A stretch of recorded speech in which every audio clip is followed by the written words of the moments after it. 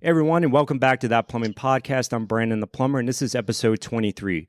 For this episode, I have Ty, who sent me an email, and he works for one of these big plumbing companies that I was talking about last week, and he wanted to come on and have a chance to explain what it's like to actually work for one of these big corporate companies.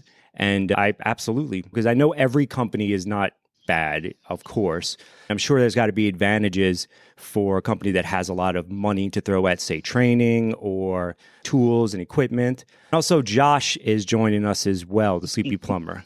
Hey, Josh. Hello. So we'll just go ahead and jump right in. Ty, why don't you just tell us a little bit about your story and how you got into plumbing, and we'll go from there. My name's Ty. I plumb in Texas. I'm a licensed plumber in Texas. My father was a plumber, so from the time I was about 14, I would help him during the summer when I wasn't at school. Once I graduated high school, I tried college for a little bit. It really wasn't my thing, so I went and started working with my dad again. I did new construction through most of my apprenticeship, and then when I got licensed, I did switch over to service just because I saw the opportunities more so than doing new construction. Mm-hmm. The first service company I worked for was a Roto-Rooter, but it was a franchise. It's not like the corporate-owned one. They still had multiple stores. So I got a glimpse of the high-pressure sales and sales quotas and things like that. And now I work for a much larger company. The umbrella company, Southern Air, they have a bunch of locations. So you're second-generation plumber? Yes. And is your dad retired, or is he still in the game? He's still working. He's in his 50s, so he's trying to get there. But he's still working. In your opinion, what do you like about your company? So one thing about our company is that, like, not only is it customers first, but it's also the employees are first. So, like, we're very well taken care of. We have one-on-one sessions with our managers every week. The manager sits with you. He goes over your numbers. He asks you, what do you need? What are you running into? And they really are focused on, they buy us lunch once a week. They buy us breakfast once a week. They just make sure that we're happy, because inevitably, if we're happy, the customers are happy. Because if we are pressured into a bunch of having to meet quotas and meet this, then we're obviously going to take it out on the customers, and that's not fair to the customer at all. But no, we take care of our customers, and we stand by our work. That was when I interviewed. They have this thing where it's a $500 satisfaction guarantee, or there's been instances where we've given people entire refunds. So let's say we install a water heater and they don't like the way it looks, or they don't like someone left shavings of pipe behind or something, we give them $500. If the unit's obviously working, we're not going to give them a full refund. But if it's something like they weren't satisfied with the installation, or we didn't install it by the date we said we were going to, we give them $500. No question. That's pretty cool. You're talking about the HVAC side or the plumbing side, or both? That's both. So we do have installers for both. We have a journeyman that he's the installer. We sell a very large job, because they try to only give us 3 to 4 calls a day. So if we sell something relatively large, like a sewer line or a repipe, we have the option to give it over to install so that we can keep moving. Mm-hmm. So specifically, you have like people that will go out and sell the job, and then you have the different crew that'll go out and do the job, or is it just like a mix and match? It's a mix and match. So let's say I go, my first job is a water heater. I do my water heater. And my second job is like a slab leak. I reroute one line, and they're interested in a repipe. Instead of me doing the repipe, and then like we have another truck off the road, I can pass it over to install, and he has like a helper or two, and they go knock it out. It's a crew of people that can get it done faster. Very good. Yeah, your guys don't operate like that, Josh? Y'all just sell and do your own work? Pretty much, yeah. We primarily, if I go out for water heater, if we can do it that day, we'll knock it out. It'll be me by myself, or if I have somebody with me that day, it'll be me and the helper. And then if it's 3:30, 4 o'clock, and we're going out there for a water heater leak, usually we'll schedule it for the next day unless it's a complete dire need that has to be done tonight. And then we'll come back to whatever the schedule allows. You're a licensed journeyman in Texas. I'm a I go to test for my journeyman in July, but I'm a tradesman, which is like a step below a journeyman in Texas. Okay. So we have 3 licensed tiers.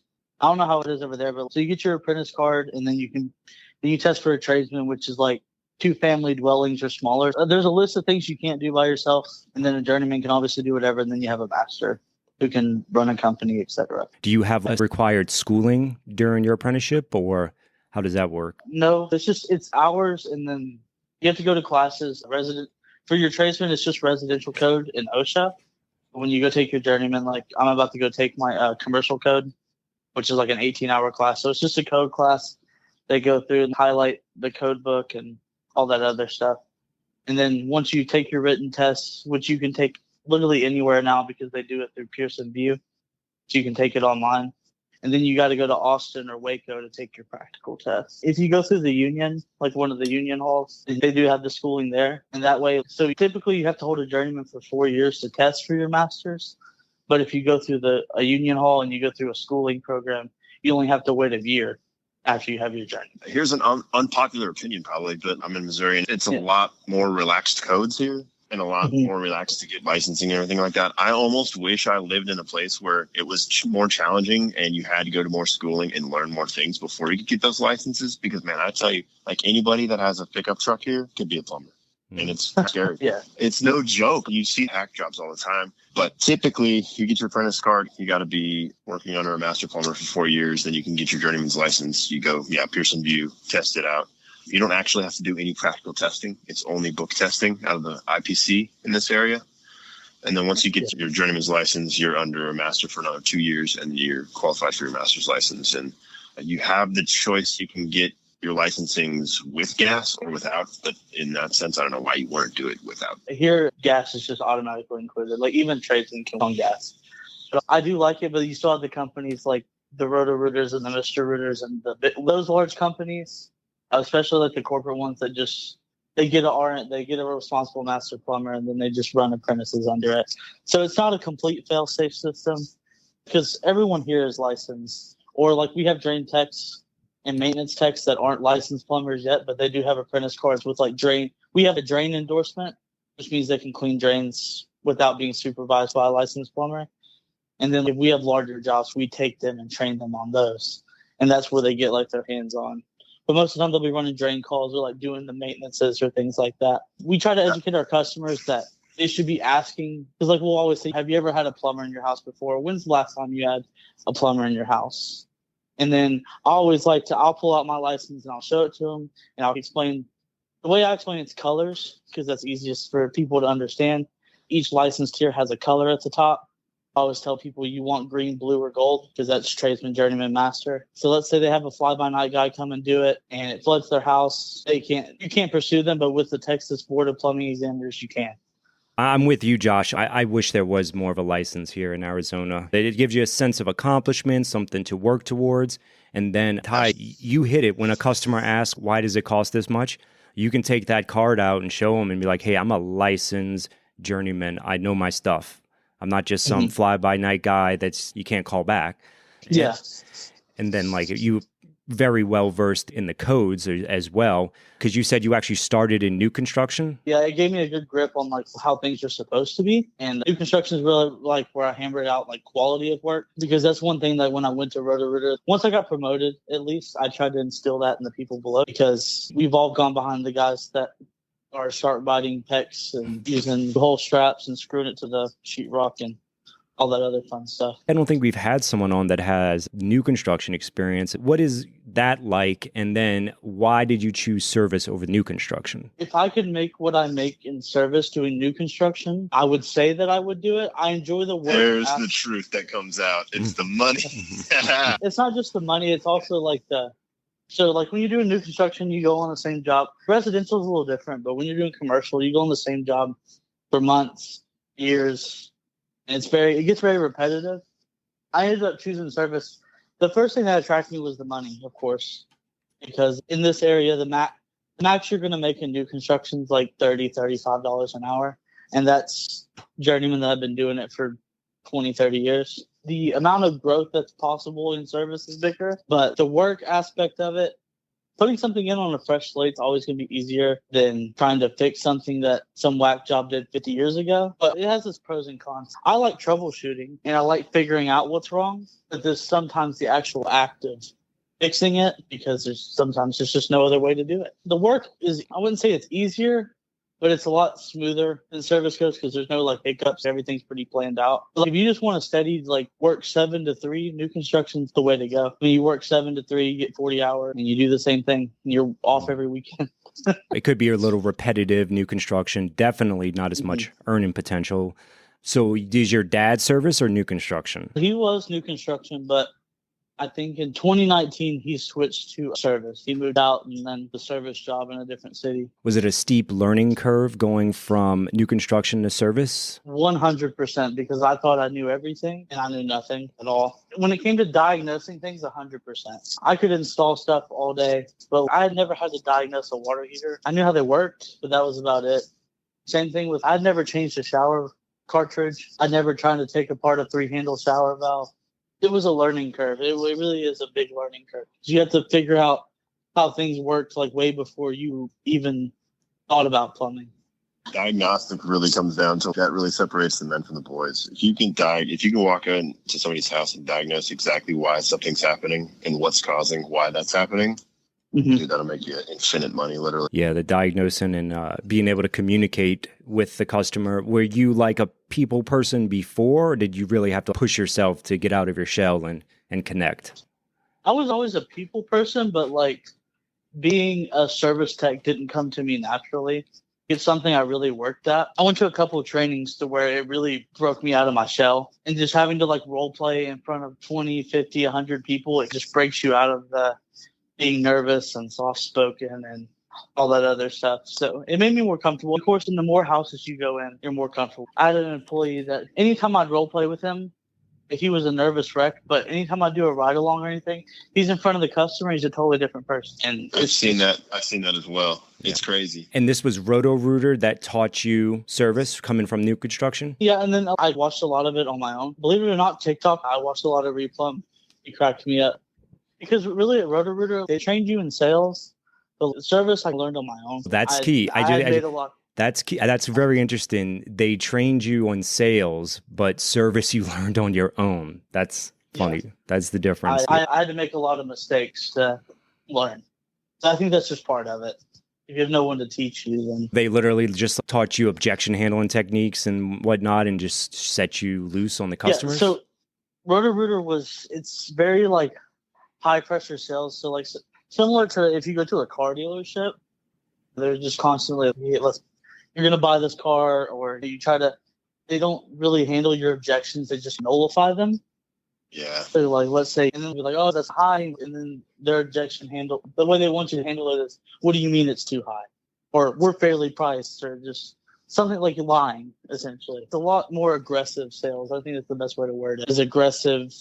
Get the sale at all costs. There was a phrase that my previous company had used that was called using a presumed close, but you're just presuming that the customer is going to take whatever you give them.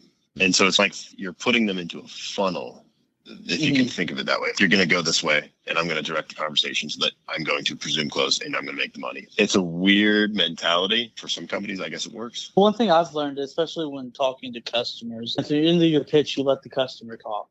I've learned through me going to different classes, especially since I've been here at Southern Air. The more the customer talks, the more likely you're going to get a yes, because you're listening to what they say. And we have a minimum of 4 options. We call it the bundle and peel. And not to go too much into it, but let's say the main call is the water heater, but they're talking to you. They're like, this faucet over here leaks, or this over here.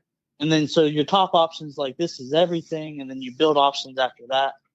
But if you let the customer talk more, you're probably going to get the sale. That's just what I've seen in my experience. Like the less you talk, the more likely you are to sell. I agree. Listening, asking questions, letting them lead. The customers don't get people that listen to them quite often. And then when they see that you're genuinely caring about them, I think that's way better than trying to talk over them or scare them. Even I go behind Roto-Rooter now. I had a customer, I think it was like 3 weeks ago. They had told her that her sewer line was broken. She needed a tunnel. So I got there.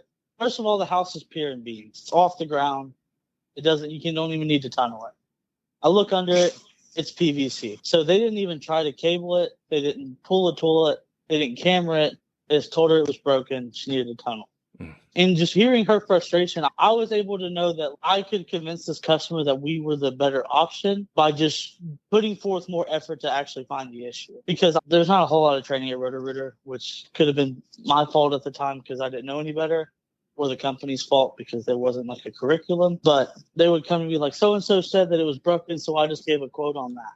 I was like, my thing is, do we have camera footage? Do we have pictures? Do we take measurements? Do we know anything?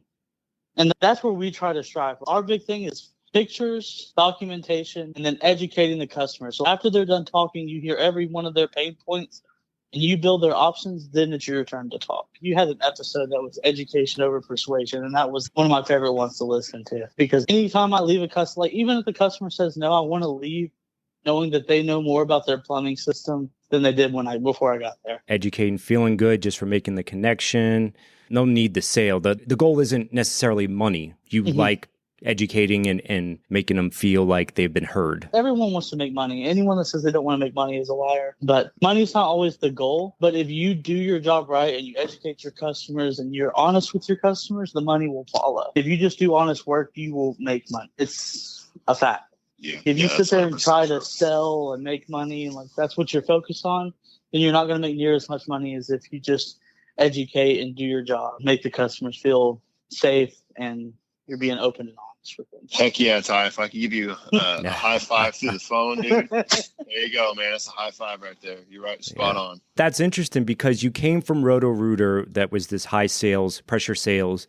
You made manager there, so you must have embraced it a little. And now you're at this company, which is like a complete opposite. So they showed you the light, like they taught you how to do the education first and all that. The way that I made manager was they had fired my manager. So it was who else was going to do it. So I wouldn't say that I completely embraced their program. Obviously, I had to follow the program in a sense or I'd be removed. And if you're in a position to do something and you have to put food on the table for your family, sometimes you have to do what you have to do. But I wouldn't say I fully embraced it. There were times that a technician did a job and the customer didn't want to pay, and I have to go over there and like strong arm the customer. And there's things like that just made me feel horrible. I don't have a choice because my boss has called me and said, we need to do this. And I can't tell him no because I have a family to provide for, and then some things are just out of my control. But whenever I came over here, the way they laid everything out made more sense to me, and it was a lot more natural for me to do what we do here. We hop into the current company that you work for. I have another question. Whenever you worked at Roto-Rooter, I've always heard that, for example, you got 3 or 4 calls in a day, right? You go out to your first call, you don't sell anything. You go out to your second call, you don't sell anything. At that point, are you pulled in by a manager and spoken to about, hey, your performance is lacking today? Has anyone ever sent you home, or have you had any of those conversations like that before? They never sent you home. The company I work for, as the manager, you get a text from Service Titan as the techs are doing stuff. So if you see 2 no sales back to back, they would want you to call the technician and see what's going on. And then sometimes they would have the office reach out to the customers, which I always found kind of pushy. We're reaching out to them after we just had left the house. And then, but they definitely, there was a lot of attention on the number, all the way up to the owner of the franchise. He monitored the numbers as well.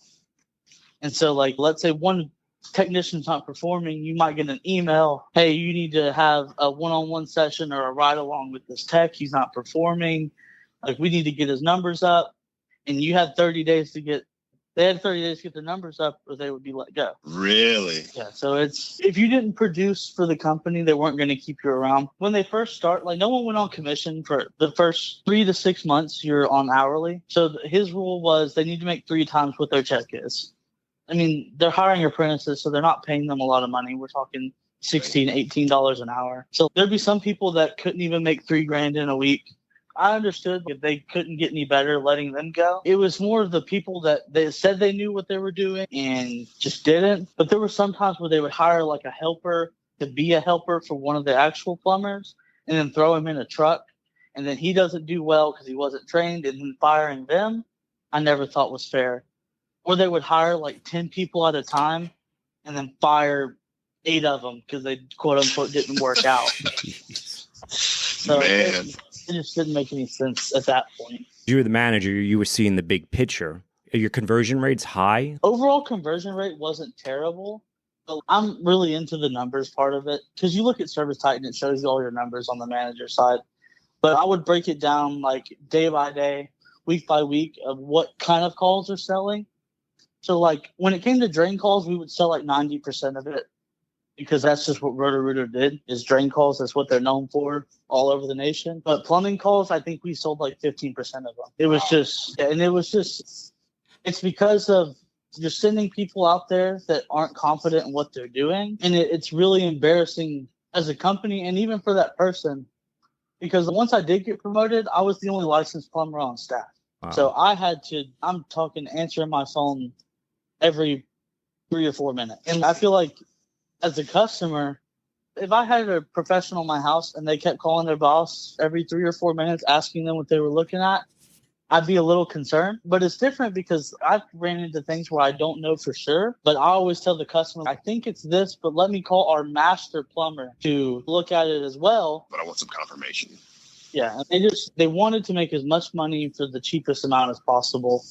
I'm talking like I took the guys out like for lunch one time and on the company card because it was like the first month we had done $100,000 since that location had opened. It was the guys that got it done. I sold part of it too. But I was trying to build a team because their turnover rate was ridiculous.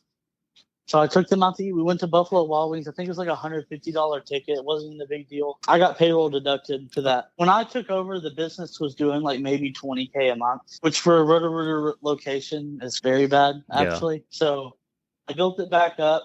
The worst part was you would get a call from someone on the other side of Texas and say, hey, we need to fire these people. And it's not even your call. Like I fired 2 or 3 people was for good reason. Like they're on call and they're refusing to go or they refuse to come to work.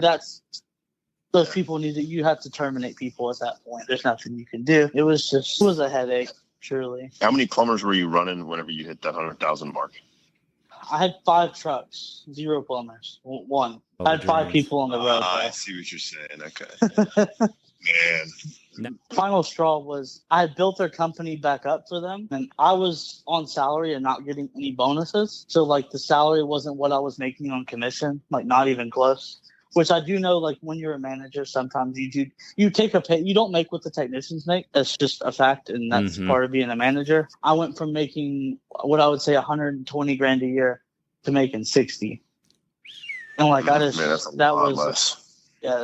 a big cut. Cut in half. So I went there and I laid out everything I did, and I got yelled at, and then it turned into a big argument. But I kept working there, and then I guess I rubbed someone the wrong way, because they hired another service manager and I got demoted.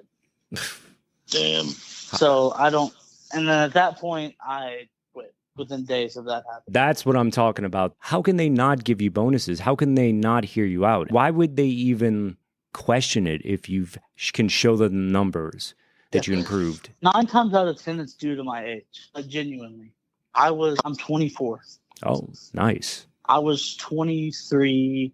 I just turned 23 or I was 22. I don't remember when I first gotten promoted. So like I was young, but I don't brag on myself a lot, but I do work really hard and I like strive to always move up no matter what. Even in high school, like when I worked at McDonald's, I strived until I got shift leader and then assistant manager, etc. That's just, I've always been that way. A lot of the times it's because of my age. Like when you're talking to people that are 40, 50 years old, they don't take you seriously. It's just no matter what the numbers say. I can see that. But now you're working for Southern Air and the culture there is 100% different, right? Yes, 100% different. Now, I'm just saying if they're both like similar and like they're corporate, they're bigger companies, like where do you see the difference is in your company now versus Roto-Rooter? They give you goals, but not quotas. So they list your key performance indicators. They want you to have a certain conversion rate and certain sales, but they're not going to fire you over it. They will coach you up and they will build you up to where you need to be. There's a guy that works with us right now. And when he first went on commission, he was getting like $400 check. Like it didn't click for him. So he went to sales classes, I think 3 times. When it finally like really clicked for him, he killed it. And we built them up as the team. The manager built them up. We sent them to training. And it's just, they really focus on not only the sales training, but the technical training as well.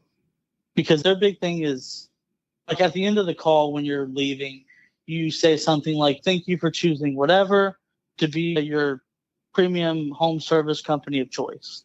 Or your home service company of choice. Because like eventually all the branches have plumbing, HVAC, and electrical. There's only a couple that have all 3. The one I work at only has AC and plumbing right now. We're working on getting electrical. But if we're going to be the premium home service company of wherever, then not only do we need to provide the best service, we need to install the best parts. It needs to look the best. It needs to function the best. It needs to be the most efficient, whatever it is. The difference is goals versus quote, and just the way the customers are treated and the way the employees are treated. You would have to do a lot to get fired where we work. Like, you would really have to try to get fired. Are the goals here similar to the quotas at Roto-Rooter, or was Roto-Rooter just like way crazy so you had to sell? Every area is different, but they want you to do 10,000 in sales / revenue for a week, which really isn't hard because water heaters, all that stuff. You work late if you want to. That was another big difference, is like Roto-Rooter runs you into the ground. Like, you might have 4 calls by 8 o'clock, but by 2 o'clock, you have calls booked until midnight or 1 a.m. Like, it's just, you would run 24/7.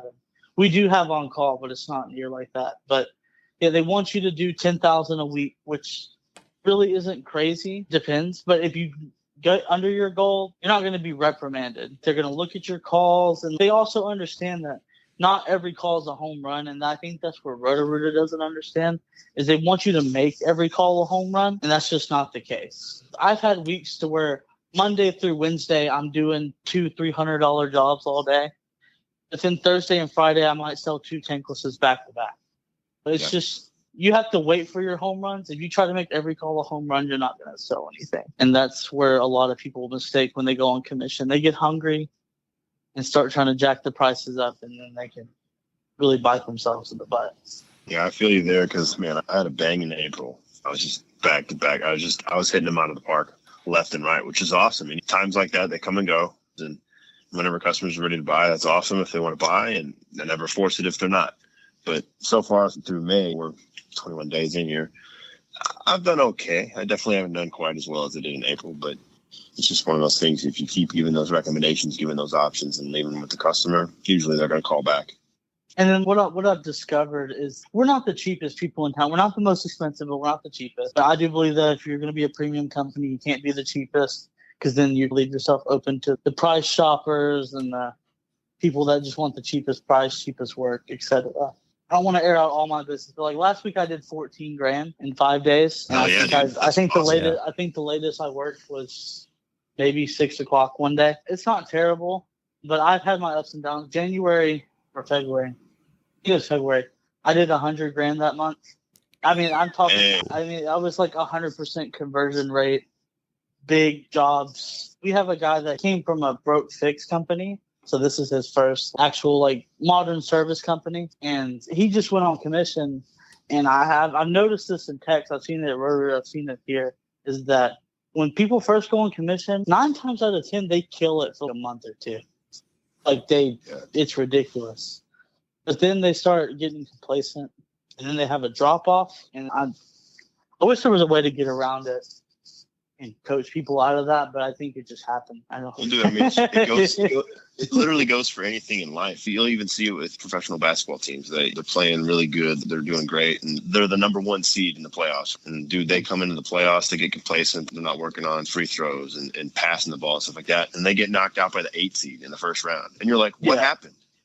It's the same type of thing when it comes to sales. If you're not practicing, just doing your normal stuff that you do every time, you do water pressure, water quality, stuff like that, checking the little things, talking with the customer, getting good interactions. That's not happening, those sales are going to fall off. And those are for us, that's the dribbling skills. That's the passing drills. That's all the teammate building stuff. That's all it is for us. 100%. Yeah. Every call should be treated the same. If you have a really good week, maybe the next week you're like taking it a little easy, or you got some trouble at home or something. And it really does bleed through if you're not like in the zone. Yeah. So you handle the training at this company, or are you a coach, or? I'm working on becoming a trainer now. Like, there's still things that I need to refine. But most of the time, if we hire someone, they do ride with me. I wouldn't say I'm officially a trainer. But the process of writing the estimates and stuff are very similar to how we did it at Roto-Rooter. I've been a very quick learner my whole life. So being in a management position before, I can apply what needs to be done for the big picture just to every call. You have to teach people different, and I think as I get older, it'll be easier to train different people. And that's what my manager currently, before he wants to put me into a management role, he wants to refine my management skills. You have to talk to people different because everybody's different. And that's one thing I lack, but I'm young. I don't have life experience of talking and being the boss of 10, 20, 30 people. And Mac was talking about that, how he looks young and sometimes customers question him.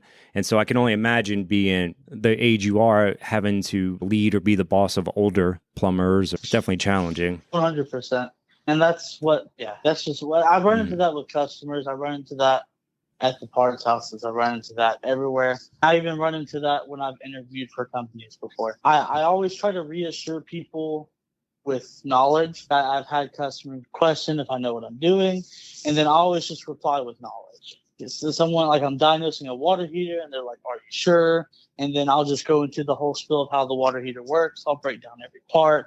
I'll break down what you should do, why it happens, and then I'll touch on water quality. And then at that point, I just let my knowledge and my experience speak for itself, and they can make their own decision based on that. Worst case, you can whip out that journeyman's card. So you're in Texas. Where about? In what part of Texas? It's called Beaumont, Texas. It's an hour from Houston, close to the border of Louisiana. Do you have an apprenticeship program where you work? No, but we have a meeting every Wednesday, and each licensed plumber gives a presentation. Our manager does really good at building like leadership qualities. So every Wednesday, each plumber will give like a presentation on something that they think would help the team. So they do get a lot of hands-on training in that aspect. Like, I've done descaling a water heater. I did neutralizers for condensates on tankless units, and I've done a couple of other things. But we don't have a formal apprenticeship program, but that's something that if I could, there's people way above me that make that decision. I would say that's the only downside to work for a very large company, is that it has to go all the way up before it's like a yes. So when you have a company that has 250 stores, if they're going to do it at one store, they got to roll it out everywhere. It's a process. It's a committee, an act of Congress to get something like that implemented. Is the labor market out there like everywhere else, right? Trying to find good people or people willing to work. Yeah, just finding people that show up. Like, we've hired people and then they don't show up for their first day. That's wild. And it's, that I remember being fresh out of high school, and then I dropped out of college. I did go back and finish my associate's degree, but I started in the union. When they told me I was going to make $16 an hour, I was 19 years old, and $16 an hour sounded like a lot of money. I was like, that sounds great. I showed up every day like an hour early. My dad did instill like a good work ethic in me and my siblings. I guess it's how people are raised, or I don't know. How they're I don't know what's happening. You went to college first and then you dropped out. But before then, you had ever given plumbing a thought? Or, to be honest, when I was in high school and I would do it in the summers, I hated every second of it. I will say it's been nice that once you get your license and you have an apprentice, that you don't have to touch a shovel that much anymore. Man, you must be lucky, man. As a master, I touch a shovel all the time, baby. No, so it's only if we have a helper. Most of the time you're running by yourself, you still dig. But if we're on a job and there's a bunch of helpers, the licensed guys we're not gonna take up the shovel. It's just, we're gonna hop on the machine or glue some pipe together or something. But I was 15, 16 years old, so no 15, 16-year-old's gonna like being out in the 100-degree weather, digging holes. So now that you're in it and you're about to get your journeyman's, you would recommend it to someone thinking to get in it? 100%. I love it. I genuinely think, I see it all the time. I think that within the next 5 years, like, plumbing's going to get bigger than it already is. Plumbers at this point are almost guaranteed. I wouldn't say almost guaranteed, but like average, close probably to a 6-figure income, so right under it. So I don't see the point in going to college anymore to make the same amount of money unless that's what you want to do. But plumbing just bought me a new truck last Thursday. Yeah, I mean, it's given me and my family more than I ever thought it would. And I have the chance to maybe retire one day because of it. Once you get through your apprenticeship, the labor-intensive, hard part is over with. Yeah, because once you start being the plumber and you're putting stuff together, you actually have something to be proud of. You're not just digging the hole. For you, that was the entire 4 years until you got your tradesman. Your first year definitely is the laborer year. That's where you cut pipe and you're reaming pipe and you're grading ditches and you're digging holes and you're hanging hangers and unistrut and you're just doing all the grunt work. But after that, the more technical stuff you learn, the more your plumbers should let you do. But you also do have plumbers that make their apprentice dig holes for 4 years. It really depends on who you work under. Your journeymans, they were pretty good to you? They taught you, they had patience? Yeah, after my dad, I worked directly under a master, which he would take the time, like on my lunch break, he would be drawing stuff out. He'd be showing me stuff, showing me the different formulas. Anytime we were doing something, he would take the time to explain it. Even if it meant we had to slow down, he had no problem teaching me that stuff. And so I admired him for that. Yeah. And anytime, if I have an apprentice with me that actually is paying attention to what I'm saying, I'll take the time to explain something to them. But I'm also not going to waste my breath on someone that doesn't. You've done service, you've done new construction. What advice would you give to someone thinking about being an apprentice? How to land that apprenticeship or set yourself apart from other applicants? I think new construction is the best way to start, just because you get to see things without the sheetrock up. And I think that's the best way to get a grasp on how a plumbing system should work and the way it should be. And then transitioning to service in your apprenticeship wouldn't be a bad thing. I think splitting it up would be good, because that way, before you get your license and you're out on your own, you get some reps of maybe a journeyman's been doing it for 20 years and he's seen all or most of what there is to see. So that would probably be good to learn from him. But getting the job, every plumbing company in my area is hiring. If you at least show up with tools, a tape measure, a level, and a pair of channel locks, that's what I was told to bring on my first day. The barrier to entry is not crazy, and you have the possibility within 2 years to make over $20, $25 an hour. I've never been in the other trade. I think plumbing is like a great opportunity, and I don't want to say it's not hard, but it's relatively not hard to understand.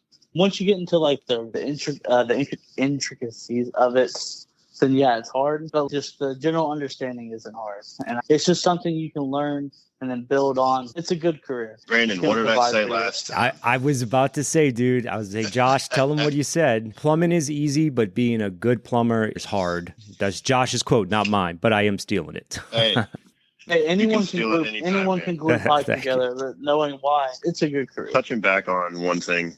So you were managing a little bit of Rooter. Brandon, I know you partially manage and partially in the field now. I don't personally have any management experience under my belt as of yet, but I wanted to get your guys' take on, what do you think of management? Do you think it's you're managing people, or do you think that you're leading people? There's a mix. Part of it is managing, because like you do have to direct kind of like the flow of what's happening, like projects and all that other like ongoing things.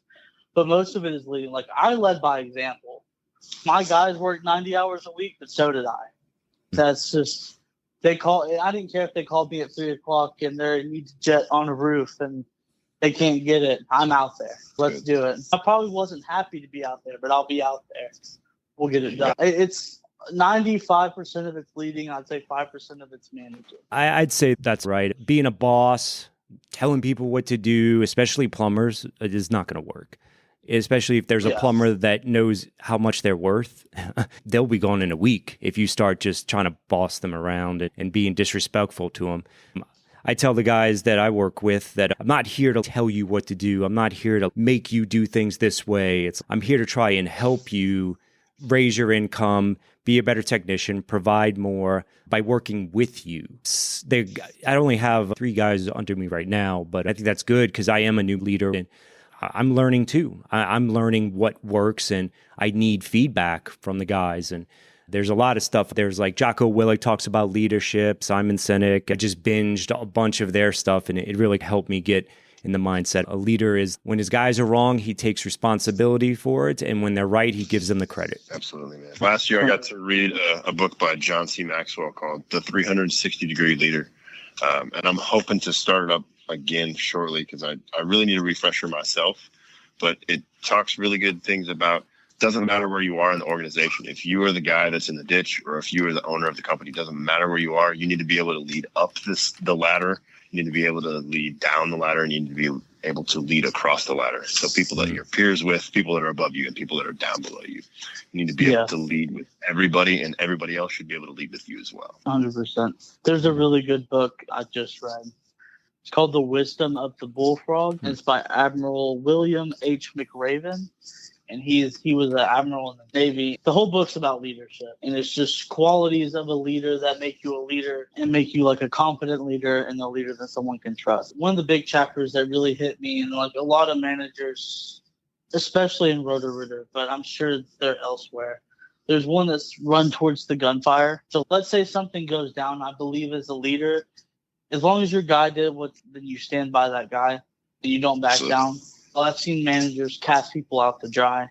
And that's being a manager. A leader stands by their team members and then stands by the company. I would say a big concept, a leader versus a manager, would be a leader, Brendan says, making your teammates better, like making the people under you better, the best technician. And then a manager's more worried about the company. If you make your technicians better, it will benefit the company. And I think as a leader, that's what you should do. Well, the worst is a company I worked for before here. The manager was never done plumbing. Yeah. Never touched plumbing in his life. My replacement was like that. He had owned a construction business that went out of business. So yeah. I was confused. That's wild to me. I think this guy was like, he wasn't even construction. It was in like video production or something strange, like never touched a tool in his life. And he's like trying to tell us like how to do better. And it's just, dude, get out of here. You don't even know what you're talking about. Yeah. There's no respect for him. He didn't last long. Being in the field, being still able to be in the ditches and the trenches with your guys, I think it is very crucial.